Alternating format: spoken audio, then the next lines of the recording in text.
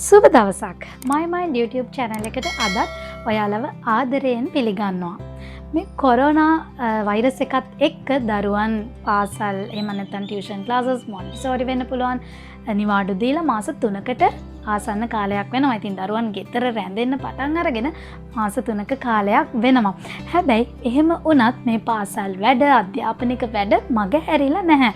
විවිධ ඔන්ලයින් ක්‍රම හරහා WhatsApp Viber වගේ සෝෂල් මීඩියා හරහා එහෙම නැත්නම් YouTube channel එක ඔස්සේ දරුවන්ට අධ්‍යාපනික කරුණු විෂය කරුණු ලබා දෙන්න ගොඩක් ගුරුවරු මේ අවස්ථාවේ පෙනී ඉන්නවා. ඉතින් ඒකත් ගොඩක් මේ වෙලාවේ අපි අගය කරන්න ඕනේ.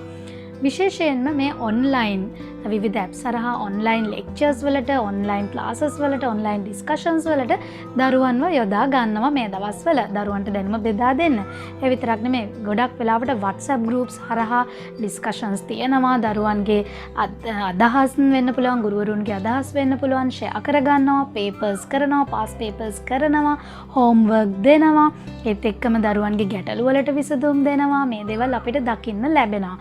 ඉතින් මේක ඉතාමත්ම වැදගත් මේ සැරේ O level A-level ලියන්න ඉන්න දරුවන්ට ගොඩක් වටිනවා. ඒ විතරක් නෙමෙයි ප්‍රාථමික අංශයේ දරුවන්ට පවා මේ WhatsApp groups වලින් පාඩම් කියලා දෙන්න, homework දෙන්න මේ වෙනකොට ගුරුවරු කටයුතු කරනවා. ඒ වගේම පාසලේ වෙබ්සයිට් එකෙන් දරුවන්ට දැනුම බෙදා දෙන්න ප්‍රශ්න අප්ලෝඩ් කරලා තියෙනවා, papers අප්ලෝඩ් කරලා තියෙනවා. ඉතින් මේ වගේ විවිධ ක්‍රම ඔස්සේ දරුවන් ගෙදර හිටියත් විෂයට සම්බන්ධ කරමින් විෂයානුබද්ධව අධ්‍යාපනික කරුණු වලට ටච් එකේ තියාගන්න ගුරුවරුන් අධ්‍යාපනය ශාස්ත්‍රයේ වැඩ කරන සියලු දෙනාම උත්සාහ කරමින් ඉන්නවා. ඉතින් මේක ගොඩක්ම හොඳ දෙයක් වුණත් මේකේ නොපෙනෙන පැත්තකුත් අවදානම් සහගත පැත්තකුත් තියෙන්න පුළුවන්. ඉතින් ඒ ගැන දෙමව්පියන් වෙන ඔබ දැනුවත් කරන්න හිතුවා අපි පුංචි වීඩියෝ එකකින්.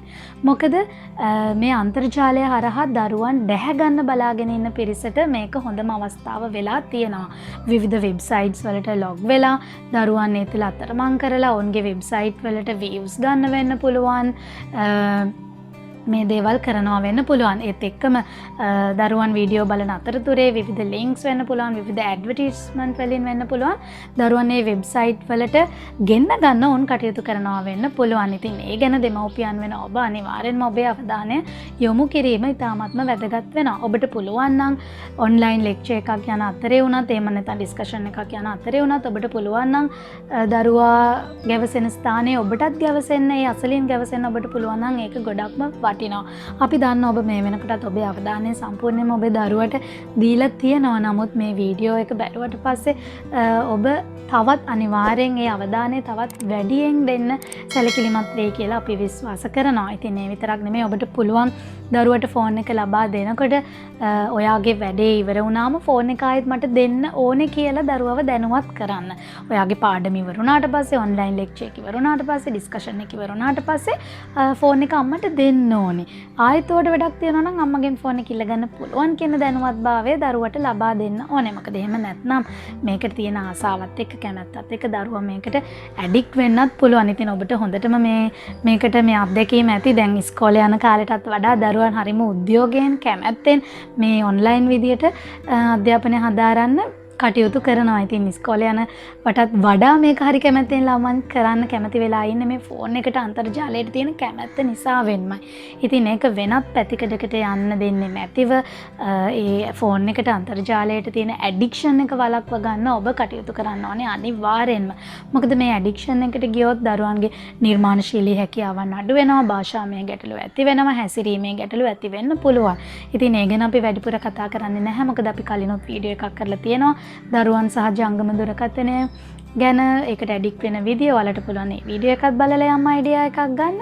ඉතින් මේ කාලයේදී අධ්‍යාපනය හදාරන දරුවන්ට මේ සෝෂල් මීඩියා හරහා WhatsApp Viber groups හරහා ඩිස්කෂන් යන අතරේ මේ groups chat වලදී කරන දේවල් අදහස් දක්වන දේවල් පිළිබඳවත් ඔබේ අවධානය පොඩ්ඩක් යොමු කරන්න පුළුවන් නම් දරුවන් වැරදි මාර්ගයට යන එක පොඩ්ඩක් පාලනය කරගන්න අඩු කරගන්න ඔයාලට පුළුවන්.